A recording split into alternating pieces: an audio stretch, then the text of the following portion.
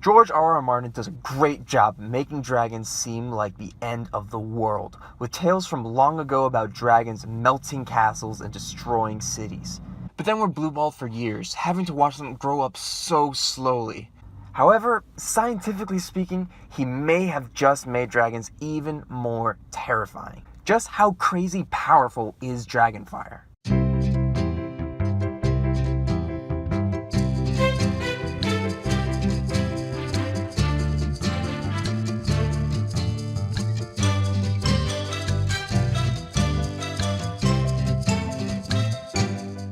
Well, in order to calculate how powerful Dragonfire is, we'll need a couple data points to help measure their power output.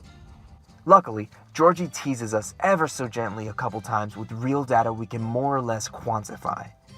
We know dragons only eat cooked meat, well, at least in the books, and they almost always eat goats. Well, according to a paper published by Covenant University, the minimal sensible energy to cook 1 kilogram of goat meat is about 626 kilojoules, give or take a few. Link in the show notes.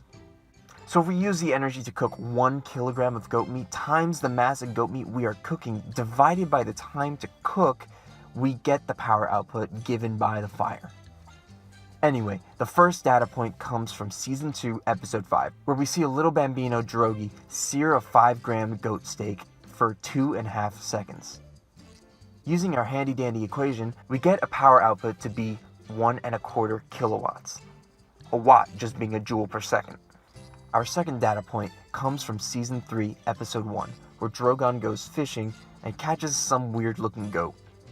Look, I only have data for how much energy it takes to cook goat meat. Let's say it's not too far from fish meat.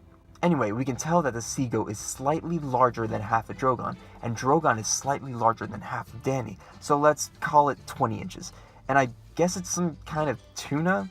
I don't know, do I look like a marine biologist? Tuna this size can weigh upwards of 4 kilos, and is roasted on high heat for about a second.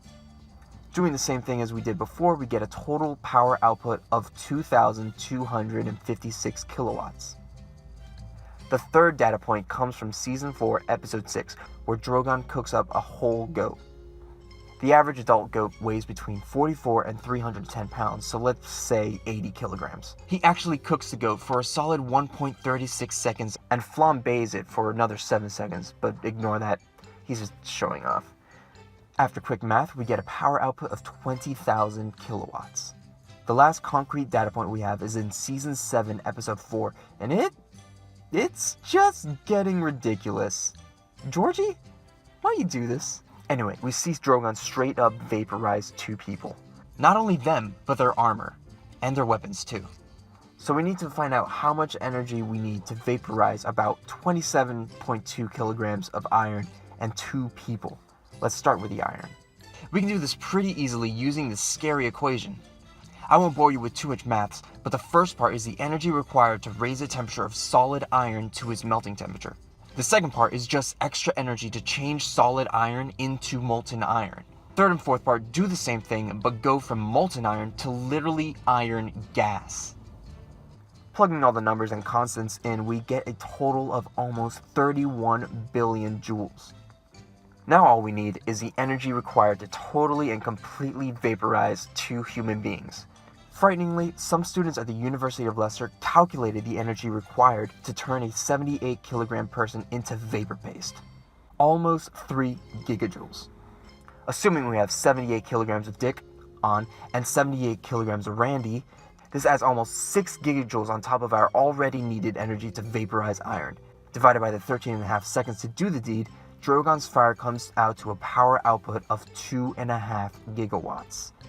For comparison, the Hoover Dam produces over 2 gigawatts of hydroelectric power. Drogon's fire is like being hit by all that water plus another quarter. But it's fire. And you live for a bit. And you suffer. Not to mention the iron that had just been vaporized would still be in the air and would likely condense pretty fast and essentially rain molten iron on the people who just fought Dany.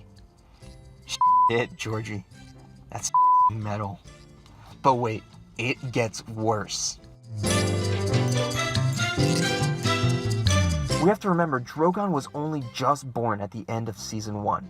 This makes him about 7 when he is able to wipe ironclad humans off the face of everything. It's stated countless times how dragons grow until they die. Balerion, the largest dragon recorded, was 100 years old when he half-melted Harrenhal, and 200 years old when he died. Well, if we map Drogon's power output to his age, fit an exponential trend line, and forecast it to 100 years to when Harrenhal was attacked, we get, holy sh*, a power output of 1.68 times 10 to the 92nd power watts. That's not even a real number, Georgie.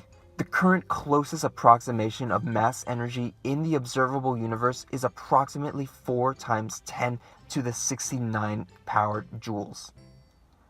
This means Balerion will be able to breathe fire hot enough to create, let's see here, 42 quintillion universes. Okay, maybe Dragonfire doesn't become stronger exponentially till they die. Anyway, if you weren't already quaking in your boots, I'll just come out and say it.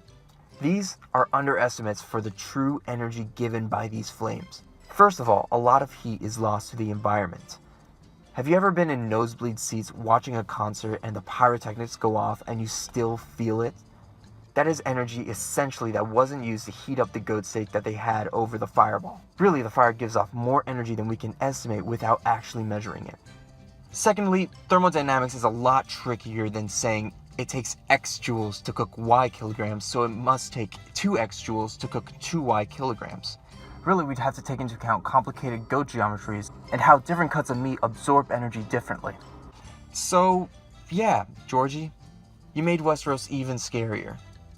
Congrats. I hope you're proud of yourself.